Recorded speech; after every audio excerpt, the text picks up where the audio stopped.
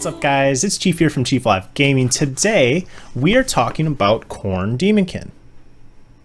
Khorne Daemonkin again today. We're going to talk about some Tactica, and we are going to start with the Bloodthirsters. There's three basic types of Bloodthirsters that you can choose from in this codex. We're going to talk about them, and I'm going to do it in two different videos. So this video is going to talk about their stats, their war gear, and just general information about them, the three different kinds. In the second video, we're going to go more in depth. We're going to talk about tactics, strategy, some general tips, and just my overall thoughts about what you should do with each one.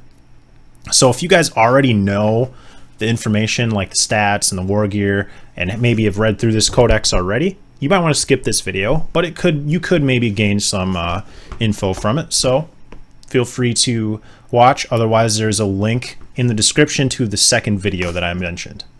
All right, let's get right into it, guys. So there are three Bloodthirsters that you can choose from, and the first one is the Bloodthirster of Unfettered Fury. He's 250 points, cheapest Bloodthirster you can get.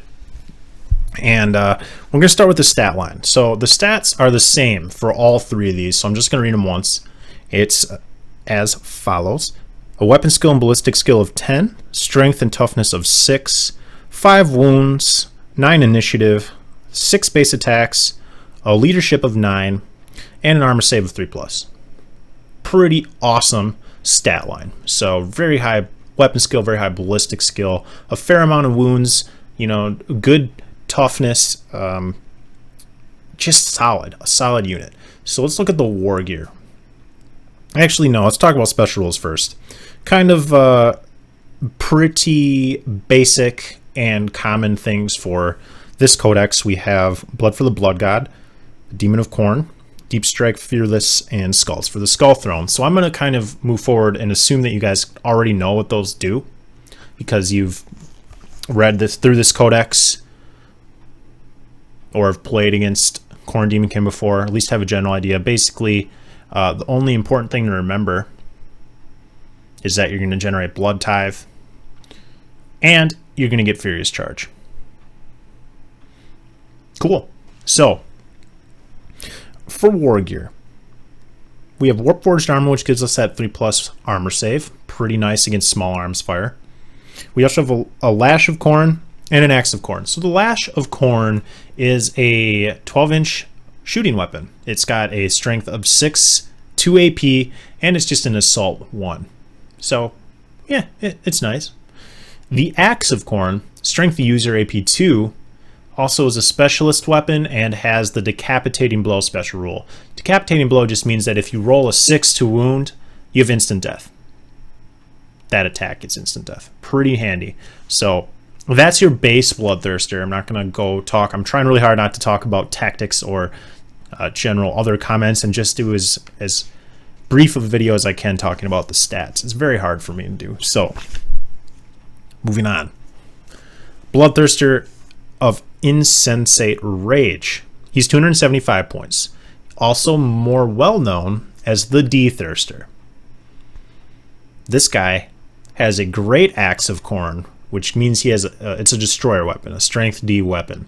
He does attack at initiative 1 because it's colossal, but strength D can be very powerful, very effective thing for you to have in your army. If you're unsure whether or not you need strength D in your army, you probably don't.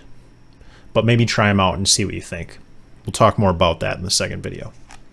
So he also has all the same special rules we mentioned before, but he also gains Rage. Pretty cool. The last Bloodthirster, Wrath of Khorne Bloodthirster. He's 300 points.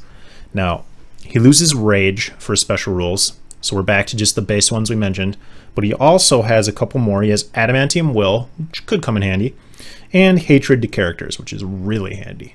Very nice. Good for assassinating warlords, other characters, stuff like that. So he contains the Warp Forged Armor, of course, for his war gear. He also has Hellfire, which is, it's okay. It's a template weapon, so Flamer template, and it's strength 5, AP 4. I'm going to double check that. Strength 5, AP 4, and it's assault 1 with Soul Blaze. All right. He also has the same Axe of Khorne that the first guy had. So, strength user AP2, specialist weapon decapitating blow. All right. Now, the major addition that I would say is the blood flail. Now, this is basically a stronger version of the Lash of Khorne that the other guy has. It's a strength 1 higher, so it's strength 7, AP2. It also is an assault D3 instead of assault 1. So a little more potency in the shooting side of things, which may or may not be something you want.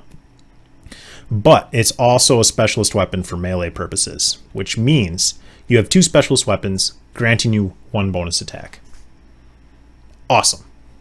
My personal opinion, the Wrath of Khorne Bloodthirster should be your go-to Bloodthirster if you're going to bring one. Well worth the 50 points to get that blood flail and, a couple other special rules. The hatred characters is not to be overlooked.